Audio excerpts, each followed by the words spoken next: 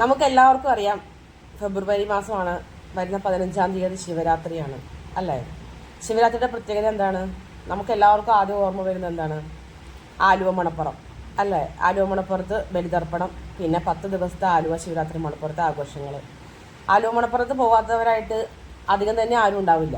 എൻ്റെയൊക്കെ ചെറുപ്പകാലം മുതൽ ഞാൻ പോകുന്നൊരിടമാണ്. ഇന്നും പോകാൻ വളരെയേറെ ആഗ്രഹിക്കുന്ന, ഇഷ്ടപ്പെടുന്ന ഒരിടമാണ് ആലുവ മണപ്പുറം. കാര്യം ഇന്നും നമുക്ക് എന്ത് സാധനങ്ങളും ഓൺലൈനിൽ ഒരു നിമിഷം കൊണ്ട് നമ്മുടെ കൈകളിൽ എത്തിച്ചേരും. എന്നിരുന്നാൽ പോലും നമ്മൾ ആലുവ മണപ്പുറത്തെ ഒരു പരിപാടി ഇങ്ങനെ വന്നിട്ടുണ്ടെങ്കിൽ നമ്മൾ ഒരിക്കലും ഒഴിവാക്കാറില്ല.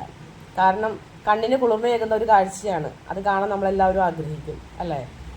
കഴിഞ്ഞ 2 വർഷമായിട്ട്, അത് കഴിഞ്ഞ വർഷവും കഴിഞ്ഞതിന് മുന്നത്തെ വർഷവും ആലുവ മണപ്പുറത്ത് സംഭവിച്ചൊരു കാര്യം എന്താണെന്ന് വെച്ചിട്ടുണ്ടെങ്കിൽ വളരെയേറെ കടകൾ കുറവായിരുന്നു. നിങ്ങൾ എത്ര പേര് ശ്രദ്ധിച്ചു എന്ന് എനിക്കറിയില്ല. വളരെയേറെ കടകൾ വളരെയേറെ കുറവായിരുന്നു. അതായത് 2 സൈഡിൽ, നമ്മൾ ഒരു സൈഡിൽ നിന്ന് പോയ മറ്റൊരു സൈഡിലൂടെ നമ്മൾ പോരുന്ന രീതിയിലായിരുന്നു എല്ലാ വർഷവും. ഇത്രയും കാലങ്ങളായി, എനിക്ക് എൻ്റെ ഈ പ്രായം വരെ ഞാൻ പോകുന്ന ഇത്രയും കാലങ്ങളായിട്ടും ആലുവ മണപ്പുറത്ത് പോയിട്ടുണ്ടെങ്കിൽ അങ്ങനെ തന്നെയാണ് നമ്മൾ കാണാറ്. അത് നല്ല വ്യത്യസ്തമായിട്ടായിരുന്നു കഴിഞ്ഞതിന് മുന്നത്തെ വർഷവും കഴിഞ്ഞ വർഷവും ആലുവ മണപ്പുറത്ത് സജ്ജീകരിച്ച കാര്യങ്ങളെല്ലാം. കഴിഞ്ഞ വർഷം കുറേ പ്രശ്നങ്ങളൊക്കെ ഉണ്ടായെന്ന് അറിഞ്ഞു. അതിനോടനുബന്ധിച്ച് തന്നെ കടകളും വളരെയേറെ കുറവായിരുന്നു. അപ്പോൾ എന്താണ് അതിൻ്റെ കാരണങ്ങൾ? കഴിഞ്ഞ വർഷം ഞാൻ പോയപ്പോൾ സാധനങ്ങൾക്കാണെങ്കിൽ വളരെ തീ പിടിച്ച വില. അതായത് സാധാരണ നമ്മൾ ആലുവ മണപ്പുറത്ത് പോയിട്ടുണ്ടെങ്കിൽ നമ്മൾ വിലക്കുറവിന് സാധനങ്ങൾ കിട്ടാനും എല്ലാ സാധനങ്ങളും കിട്ടാനും ഒക്കെയാണ് നമ്മൾ ആലുവ മണപ്പുറത്ത് പോയി സാധനങ്ങൾ മേടിക്കാറ്. പക്ഷെ കഴിഞ്ഞ പ്രാവശ്യം പോയപ്പോൾ കണ്ടൊരു പ്രത്യേകത എന്ന് വെച്ചാൽ പല ആളുകളും സാധനങ്ങളൊന്നും വാങ്ങിക്കുന്നില്ല. എല്ലാവരും കണ്ടിട്ട്, കാഴ്ച കാണുന്ന പോലെ കണ്ടിട്ട് പോകുന്നുള്ളൂ. ഓരോ കടകളിലൊക്കെ സംഭവത്തിന്, ഓരോ ടോയ്സിനൊക്കെ ഭയങ്കര തീ പിടിച്ച വില. കാരണം ഞാൻ ഈ ഹോൾസെയിൽ കടയിൽ നിന്നൊക്കെ മോന് വാങ്ങിക്കാറുള്ളത് കൊണ്ട് എനിക്ക് ഇതിൻ്റെ വില അറിയാം ഏകദേശം. അത് വെച്ച് നോക്കി 3 ഇരട്ടി 4 ഇരട്ടി വിലയാണ് ഓരോ ടോയ്സിനൊക്കെ മണപ്പുറത്ത് ഇട്ടിരിക്കുന്നത്. എന്ത് കാര്യത്തിനാണെങ്കിലും വളരെ വില, തീ പിടിച്ച വിലയിലാണ് സാധനങ്ങൾ വിറ്റഴിച്ചുകൊണ്ടിരിക്കുന്നത്.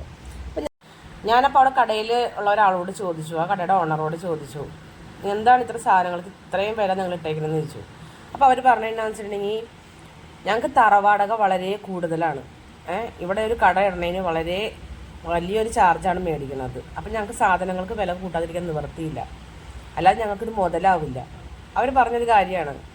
കാരണം അവർ ആത്മാർത്ഥമായിട്ട് അവർ പറഞ്ഞൊരു കാര്യമാണ്. അതുപോലെ തന്നെ ഒരു സൈഡില്ല, കടകളില്ല. ഒരു സൈഡ് മാത്രമേ ഉള്ളൂ.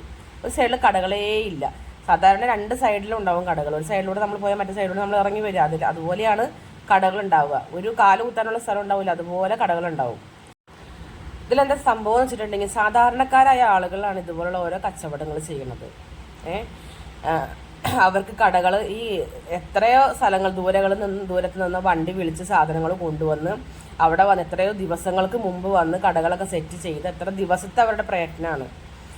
അത് സാധനങ്ങൾ അതുപോലെ അവിടെ നിന്ന് വിറ്റ് പോയില്ലെങ്കിൽ അവർക്കത് നഷ്ടവുമാണ്. സാധനങ്ങൾക്ക് ഇത്രയേറെ വിലയാകുമ്പോൾ കൂടുതൽ ആളുകൾ കണ്ടിട്ട് പോകുന്നുള്ളൂ. സാധനങ്ങൾ വാങ്ങിക്കൽ വളരെ കുറവാണ്. കാരണം ഇന്നെല്ലാം അറിയാലോ, ഓൺലൈനിൽ വാങ്ങിക്കുന്ന ഒരു കാര്യമാണ്. അതുകൊണ്ട് തന്നെ എന്നാലും നമ്മൾ പോയി മേടിക്കും. പക്ഷെ മാന്യമായൊരു വില ഉണ്ടെങ്കിൽ, അല്ലെങ്കിൽ നമുക്ക് ലാഭം തോന്നിയാൽ മാത്രമേ ഏതൊരാളും സാധനങ്ങൾ വാങ്ങിക്കാറുള്ളൂ. അതിപ്പോൾ ആലുവ മണപ്പുറം ആയതിന് പണ്ടൊക്കെ നമ്മൾ സാധനങ്ങൾ എല്ലാം ഒന്നിച്ച് കിട്ടും, കാണാത്ത സാധനങ്ങൾ പോലും കിട്ടും, പിന്നെ വിലക്കുറവാണ് എന്നുള്ള രീതിയിലാണ് നമ്മൾ ആ പണ്ടൊക്കെ ആലുവ മണപ്പുറത്ത് പോയിട്ട് സാധനങ്ങൾ വാങ്ങിക്കുന്നത്. അതിൻ്റെ ഒരു ഇതിലാണ് ഇന്നും ആളുകൾ പോകുന്നത്, മാന്യമായൊരു വില പ്രതീക്ഷിച്ചിട്ട്. പക്ഷെ കഴിഞ്ഞ പ്രാവശ്യം, കഴിഞ്ഞതിന് മുന്നത്തെ പ്രാവശ്യം വളരെ തീപിടിച്ച വിലയും കടകൾ വളരെ കുറവും. ഇത് അന്വേഷിച്ചപ്പോഴാണ് അവിടെ കടകൾ തുടങ്ങിയിരുന്ന ആളുകൾ തന്നെ ഇങ്ങനെ ഒരു അഭിപ്രായം പറഞ്ഞത്. ഞാനിതിനെക്കുറിച്ച് ഒരാളോട് അന്വേഷിച്ചു. ഞാനിത് വിവരാവകാശം വെച്ചിട്ടില്ല. ഒരു വിവരാവകാശം വെച്ച് ഇതിൻ്റെ യഥാർത്ഥ കാരണങ്ങളും വെച്ചിട്ട് ഞാനൊരു വീഡിയോ ചെയ്യുന്നതാണ്. അതിന് മുമ്പ് ഞാൻ നിങ്ങളെ അറിയിക്കുന്നതെന്ന് വെച്ച് കഴിഞ്ഞാൽ, ഈ മണപ്പുറം തുടങ്ങുന്നതിന് മുമ്പ് ഇതിൻ്റെ അധികാരികളും അവിടെ കച്ചവടം നടത്തുന്ന ആളുകളും ഇത് അറിഞ്ഞിരിക്കണം. അവർക്ക് അവിടെ കട നടത്തുന്ന വ്യക്തികൾ, അവർക്ക് വേണ്ടി സംസാരിക്കാൻ ആരെങ്കിലും ഉണ്ടല്ലോ എന്നൊരു തോന്നൽ അവർക്ക് ഉണ്ടാവണം. കാരണം അവർക്കിത് പറയാൻ കഴിയില്ലല്ലോ. ആരെങ്കിലും കാരണം ഇത് ആരും ശ്രദ്ധിക്കുന്നില്ല, ആരും ശ്രദ്ധിക്കാത്തൊരു വിഷയമാണിത്. ഒരു കച്ചവടം ബിസിനസ്സാണ് അവിടെ നടന്നുകൊണ്ടിരിക്കുന്നത്. കാരണം ഇത്രയും കഴിഞ്ഞ വർഷം, കഴിഞ്ഞതിന് മുന്നത്തെ വർഷം ആണ് ഈ സംഭവം ആലുവ മുനിസിപ്പാലിറ്റി ഇത് ടെൻഡറായിട്ട് ഓരോ വ്യക്തിക്ക് കൊടുത്തു തുടങ്ങിയത്. അതിന് മുൻപ് മുനിസിപ്പാലിറ്റി നേരിട്ടാണ് നടത്തിക്കൊണ്ടിരുന്നത്. അപ്പോൾ അതിൻ്റെതായ മാറ്റങ്ങൾ ഉണ്ടായിരുന്നു. ആളുകൾക്ക് വലിയ തറവാടക ഇല്ലാതെ കിട്ടിയിരുന്നു. അതിൻ്റെ അനുസരിച്ച് സാധനങ്ങൾക്ക് വിലക്കുറവും ഉണ്ടായിരുന്നു, നല്ലോണം കച്ചവടക്കാരും ഉണ്ടായിരുന്നു. പക്ഷെ കഴിഞ്ഞതിന് മുന്നത്തെ വർഷം മുതൽ ഇത് ടെൻഡർ കൊടുത്തതിന് ശേഷം ഇത് വളരെ മോശമായ രീതിയിലേക്ക് പല പ്രശ്നങ്ങളിലേക്കും പോയി. കടകൾ വളരെയേറെ കുറഞ്ഞു. എടുക്കുന്നവരാണെങ്കിൽ തീ പിടിച്ച വിലയ്ക്കാണ് സാധനങ്ങൾ വിൽക്കുന്നത്. അതുകൊണ്ട് തന്നെ കച്ചവടം കുറയും, ആളുകൾ മേടിക്കാതെ പോവുകയും ചെയ്യും. ഇത് ബിസിനസ്സായി മാറിയിരിക്കുകയാണ് ആലുവ മണപ്പുറം. ഇതാരും ശ്രദ്ധിക്കുന്നില്ല. ഇത് രഹസ്യമായി തന്നെ ഇത് ഇല്ലാതാക്കുന്ന രീതിയിലേക്കാണ് പോയിക്കൊണ്ടിരിക്കുന്നത്. ഇത് ആളുകളുടെ ഇടയിൽ ചർച്ചയാവേണ്ട ഒരു വിഷയമാണ്. കാരണം ആലുവ മണപ്പുറത്ത് നടക്കുന്നത് വളരെ കൊള്ളയായ ഒരു ബിസിനസ്സാണ് നടന്നുകൊണ്ടിരിക്കുന്നത്. അതായത് ആരും ശ്രദ്ധിക്കാതെ പോകുന്ന ഒരു ബിസിനസ് കച്ചവടമാണ് ആലുവ മണപ്പുറത്ത് നടക്കുന്നത്. ഇത് 53 ലക്ഷം രൂപയ്ക്കാണ് ടെൻഡർ എടുത്തിരിക്കുന്നതെന്നാണ് അറിയാൻ കഴിഞ്ഞത്. 53 ലക്ഷം രൂപയ്ക്ക് ടെൻഡർ എടുത്ത ആൾ എന്തായാലും അയാളുടെ ലാഭം നോക്കാതെ ഈ കച്ചവടം ചെയ്യില്ല, ഈ ബിസിനസ് ചെയ്യില്ല. അപ്പോൾ വരുന്ന കച്ചവടക്കാരിൽ നിന്ന് എത്ര രൂപ അവർ തറവാടക വാങ്ങിക്കും? അപ്പോൾ അവിടെ കച്ചവടത്തിനായി വരുന്ന ആളുകൾക്ക് മാന്യമായിട്ട് സാധനങ്ങൾ വിൽക്കാൻ കഴിയുമോ? സാധാരണ പാവപ്പെട്ട ആളുകൾക്ക് ഒരു കച്ചവടം അവിടെ നടത്താൻ പറ്റുമോ? ഇതെല്ലാം നമ്മൾ ആലോചിക്കേണ്ട കാര്യങ്ങളാണ്. കടകൾ നല്ല രീതിയിൽ പോയിട്ടുണ്ട് എന്നതും അറിയാൻ കഴിഞ്ഞിട്ടുണ്ട്. പക്ഷെ ഒരു കാര്യം, വളരെ വില കൂട്ടിയാണ് ഒരു സാധനങ്ങൾ വിൽക്കുന്നതെങ്കിൽ സാധാരണക്കാർ ആളുകൾക്ക് അവിടെ പോയിട്ട് ഒരു സാധനം വാങ്ങിക്കാൻ നിവർത്തിയില്ല. ബിസിനസ് അതുപോലെ തന്നെ വളരെ സീരിയസ് ആയിട്ടൊരു കാര്യമാണ് ബലിതർപ്പണം. അതിനേക്കാളും വലിയ ബിസിനസ്സാണ് അവിടെ നടക്കുന്നത്. ഷെഡുകൾ കെട്ടിയിട്ട് ഒരു ഷെഡിൽ നിന്ന് 100 മേടിക്കണമെങ്കിൽ മറ്റൊരു ഷെഡിൽ നിന്ന് 150 മേടിക്കുന്നത്. അതിൻ്റെ അപ്പുറത്തെ ഷെഡിൽ നിന്ന് 200 മേടിക്കുന്നത് ഒരു ബലി ഇടുന്നതിന്. അത് 50ഉം 100ഉം ചിലപ്പോൾ ഈ 50നും 100നും ഇടയിലുള്ള ആളുകളെ ക്യൂവിൽ നിർത്തിയിട്ടാണ് ഈ സംഭവം ചെയ്യുന്നത്. ഒരു ട്രിപ്പിൽ തന്നെ എത്ര രൂപയാണെന്നറിയാമോ ഒരു പൂജാരിക്ക് കിട്ടണത്? അപ്പോൾ ആ പൂജാരി എത്ര രൂപ കൊടുക്കുന്നുണ്ടാവും ഈ ടെൻഡർ എടുത്ത ആൾക്ക് തറവാടകയായിട്ട്? അപ്പോൾ അവിടെ നടക്കുന്നത് വളരെ കൊള്ളയായ ഒരു ബിസിനസ്സാണ്, ബിസിനസ് ലാഭം. അതായത് അങ്ങനെ തന്നെ പറയാം, കൊള്ള ലാഭമാണ് നടന്നുകൊണ്ടിരിക്കുന്നത്. ഇതാരും ചോദിക്കാനും പ്രതികരിക്കാനും ഇല്ല. ഇത് ശരിക്കും പറഞ്ഞാൽ ആളുകളുടെ ഇടയിൽ ചർച്ചയാവണം. നിങ്ങൾ ഓരോരുത്തരും ഈ വിഷയം ചർച്ച ചെയ്ത് നിങ്ങളെ ഓരോരുത്തരും ഈ വീഡിയോ ഷെയർ ചെയ്യണം. കാരണം ആലുവയിൽ മുനിസിപ്പാലിറ്റി ഇത് തന്നെ, മുനിസിപ്പാലിറ്റി ഭരിക്കുന്നത് ആരായിരുന്നാലും അവർ ഇത് വേണ്ട രീതിയിലുള്ള കാര്യങ്ങൾ നടപടിയെടുക്കണം. കാരണം നിങ്ങളുടെ ലാഭത്തിന് വേണ്ടിയിട്ടാണ് നിങ്ങളിത് ടെൻഡർ കൊടുക്കുന്നത്. നിങ്ങൾക്ക് വേണ്ട രീതിയിൽ നോക്കി നടത്താൻ കഴിയാത്തത് കൊണ്ടും നല്ലൊരു തുക നിങ്ങളുടെ കയ്യിൽ വന്ന് ചേരും എന്നുള്ളത് നിങ്ങൾക്ക് ഉറപ്പുള്ളത് കൊണ്ടുമാണ് നിങ്ങൾ ടെൻഡർ കൊടുക്കുന്നത്. ഈ ടെൻഡർ കൊടുക്കുന്ന ആളുകൾ ഈ കടക്കാരെ കൊള്ളയടിക്കുകയാണ്. ഈ കടക്കാർ സാധാരണ വരുന്ന ജനങ്ങളെയും കൊള്ളയടിക്കുകയാണ്. ഈ നടക്കുന്ന അനീതിയും അക്രമവും വെച്ച് പൊറപ്പിക്കാൻ പറ്റുന്നതല്ല.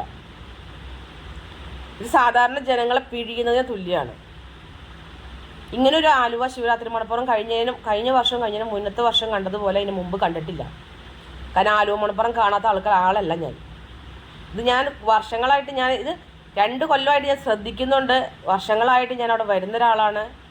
എൻ്റെ അച്ഛൻ്റെ വീട് ആലുവയിലാണ്. ചെറുപ്പം മുതലേ ആലുവ മണപ്പുറം കണ്ട് വളർന്ന ഒരാളാണ് ഞാൻ. അതുകൊണ്ട് എനിക്ക് നന്നായിട്ട് അറിയാം. അപ്പോൾ ഈ വീഡിയോ കാണുന്ന വ്യക്തികൾ ആരായിരുന്നാലും നിങ്ങൾ ഈ വീഡിയോ മാക്സിമം ഷെയർ ചെയ്യണം, ഇതിനെക്കുറിച്ച് ചർച്ച ചെയ്യണം. കാരണം ആലുവ മണപ്പുറത്ത് നടക്കുന്ന കൊള്ള നമുക്ക് അനുവദിക്കാൻ പറ്റുന്നതല്ല. ഇത് ഓരോ വർഷം പോകുന്തോറും ഇതിങ്ങനെ നീണ്ടു വരും. ഇനി ഇതിനേക്കാളും കഴിഞ്ഞ വർഷം വഴക്കും പ്രശ്നങ്ങളൊക്കെ ആയിരുന്നു എന്നാണ് അറിയാൻ കഴിഞ്ഞത്. അപ്പോൾ ഇനിയും ഇത് ഓരോ വർഷം പോകുന്തോറും, ഈ വർഷം കടകളൊക്കെ നല്ല രീതിയിൽ പോയിട്ടുണ്ടെന്ന് പറയുന്നുണ്ട്. എന്തായാലും 53 ലക്ഷം രൂപയ്ക്ക് ടെൻഡർ എടുത്ത ആള് എന്തായാലും അയാളുടെ ലാഭം നോക്കാതെ കടക്ക് കൊടുക്കില്ലല്ലോ. ഒരു സാധാരണക്കാരന് പോലും പോയി ഒരു കച്ചവടം നടത്താൻ പറ്റാത്ത അവസ്ഥയിലേക്ക് മാറിയിരിക്കുന്നു. അത് പാവപ്പെട്ട ജനങ്ങൾക്ക് പോലും ഒരു കച്ചവടം ചെയ്ത് ജീവിക്കാൻ പറ്റാത്ത രീതിയിലേക്ക് മാറിയിരിക്കുന്നു നമ്മുടെ സംസ്ഥാനം. ഇത് വേണ്ടപ്പെട്ട അധികാരികൾ ഇത് മനസ്സിലാക്കി കണ്ണ് തുറന്ന് ഇതിന് വേണ്ട നടപടികൾ എടുക്കണമെന്നും ഇത് മാന്യമായ രീതിയിൽ ജനങ്ങളിലേക്ക് എത്തിക്കണമെന്നും ഞാൻ ആഗ്രഹിക്കുന്നു. കാരണം ഇപ്പോൾ എനിക്കോ അല്ലെങ്കിൽ വേറൊരാൾക്കോ ആർക്കും ആയിക്കോട്ടെ ഒരു കച്ചവടം ചെയ്ത് നമുക്ക് അവിടെ പോയിട്ട് ബിസിനസ് ചെയ്യണമെങ്കിൽ, എന്തെങ്കിലും ഒരു കച്ചവടം എന്തെങ്കിലും സാധനം കൊണ്ട് വിൽക്കണമെങ്കിൽ അത് കൊള്ള ലാഭത്തിൽ തറവാടകയൊക്കെ പറഞ്ഞിട്ടുണ്ടെങ്കിൽ എങ്ങനെ ഒരു സാധാരണക്കാരന് അവിടെ പോയി കച്ചവടം ചെയ്യാൻ കഴിയും? സാധാരണക്കാർക്ക് വേണ്ടിയിട്ടുണ്ടായതല്ലേ ഈ ആലുവ മണപ്പുറവും അമ്പലപ്പൂരപ്പറമ്പും ഒക്കെ.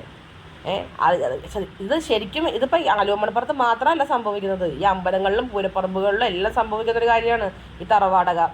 ഇതിനൊരു നിശ്ചിതമായ ഒരു വാടക ഗവൺമെൻറ് തന്നെ ഏർപ്പെടുത്തണം എന്നാണ് ഞാൻ ആഗ്രഹിക്കുന്നത്. കാരണം ഇത് ഓരോ വ്യക്തികളുടെ പേരിലും അവർക്ക് ഇഷ്ടമുള്ള രീതിയിൽ തോന്നിയ രീതിയിലേക്ക് ചെയ്യുമ്പോൾ സാധാരണപ്പെട്ട പാവപ്പെട്ടവർ ജീവിക്കാൻ പറ്റാത്ത അവസ്ഥയിലേക്ക് മാറിയിരിക്കുന്നു. ഒരു കടയിൽ സാധനങ്ങൾ കൊണ്ടുവരണമെങ്കിൽ അവൻ എന്തായാലും ഒരു വണ്ടി വിളിച്ചേ കൊണ്ടുവരാൻ പറ്റുള്ളൂ. സാധനങ്ങളെല്ലാം കൊണ്ടുവന്ന ദിവസങ്ങളുടെ പ്രയത്നമാണ്. അവിടെ കൊണ്ടുവന്ന് അത് വെച്ച് കെട്ടി എത്ര ദിവസം അതിന് കാവലിരുന്നിട്ടാണ് അവൻ ആ കച്ചവടം അവിടെ നടത്തുന്നത്. അപ്പോൾ അവൻ്റെ ലാഭം നോക്കിയിട്ട് അവന് സാധനങ്ങൾ വിൽക്കാൻ പറ്റുള്ളൂ. ആ ലാഭത്തിന് ജനങ്ങൾക്ക് വാങ്ങിക്കാൻ കഴിയണമെന്നില്ല. ഇത് ശരിക്കും പറഞ്ഞാൽ ജനങ്ങളുടെ മേൽ കെട്ടിയേൽപ്പിക്കുന്ന ഒരു തരം ഗുണ്ടായിസം പോലെയാണിത്. ഇതിന് സർക്കാർ വേണ്ട രീതിയിൽ ഇടപെടണം എന്നാണ് എൻ്റെ അഭിപ്രായം. ഈ ആലുവമണപ്പുറത്ത് നടക്കുന്ന കൊള്ള, ഈ ബലിതർപ്പണം ഉൾപ്പെടെ, അതുപോലെ തന്നെ അവിടെയുള്ള കടകൾ, കച്ചവടങ്ങൾ എല്ലാം ഇത് ഗവൺമെൻറ് വേണ്ട രീതിയിൽ ഇടപെടണം. ഇതുപോലുള്ള അമ്പലങ്ങളിലെ ആണെങ്കിലും പള്ളിപ്പറമ്പിലെ ആണെങ്കിലും പൂരപ്പറമ്പിലെ ആണെങ്കിലും ഉള്ള ഈ പറഞ്ഞ തറവാടകൾ ഇത് ജനങ്ങൾക്ക് താങ്ങാൻ പറ്റുന്ന രീതിയിലേക്ക് ആക്കി കൊടുക്കണം എന്ന് ഞാൻ താഴ്മയായി അപേക്ഷിക്കുകയാണ്. ഇത് വളരെയേറെ സീരിയസ് ആയിട്ട് തന്നെ നിങ്ങൾ ഈ വിഷയത്തെ കാണണം. നിങ്ങൾ ഓരോരുത്തരും ഈ വീഡിയോ ഷെയർ ചെയ്യണം. ഇതിൻ്റെ കുറച്ചുകൂടി ഇനി വ്യക്തമായ ഒരു വീഡിയോ ഞാൻ ചെയ്യുന്നതായിരിക്കും. ഇത് ഓരോരുത്തരും ഈ ഇതുപോലെ തന്നെ പ്രതികരിക്കാനായിട്ട് ഈ വീഡിയോ കണ്ടതിന് ശേഷം, കാരണം ആരും ആലുവമണപ്പുറത്തിനെ കുറിച്ച് ചിന്തിക്കുകയോ അല്ലെങ്കിൽ ഇതിൻ്റെ പുറകിൽ ഇങ്ങനെ ഒരു സംഭവം ഉണ്ടെന്നോ അല്ലെങ്കിൽ എന്താണ് ഇതിൻ്റെ പുറകിൽ നടക്കുന്നതിനെ കുറിച്ച് ചിന്തയോ ഒന്നും ആർക്കുമില്ല. ഇത് കാണുന്ന യൂട്യൂബേഴ്സ് ഉണ്ടെങ്കിലും അല്ലെങ്കിൽ ഇതുപോലെ വീഡിയോ ചെയ്യുന്നവരുണ്ടെങ്കിലും നിങ്ങളെ കൊണ്ട് പറ്റുന്ന രീതിയിൽ പ്രതികരിക്കുക. കാരണം ഇത് സാധാരണപ്പെട്ട ജനങ്ങളുടെ ആവശ്യമാണ്, സാധാരണക്കാരായ ജനങ്ങളുടെ ജീവിതമാർഗ്ഗമാണ്. ഇത് ഇനിയും പോകുന്ന വർഷങ്ങളിൽ നീണ്ടിങ്ങനെ പോകും തോറും ഇത് വളരെ രൂക്ഷമായ രീതിയിലേക്ക് തന്നെ ഈ കാര്യങ്ങൾ എത്തിച്ചേരും. അപ്പോൾ അതിനൊരു അവസരം ഉണ്ടാക്കാതെ നിങ്ങൾ ഓരോരുത്തരും ഇത് ഷെയർ ചെയ്യുക, അതുപോലെ തന്നെ പ്രതികരിക്കുക. Thank you.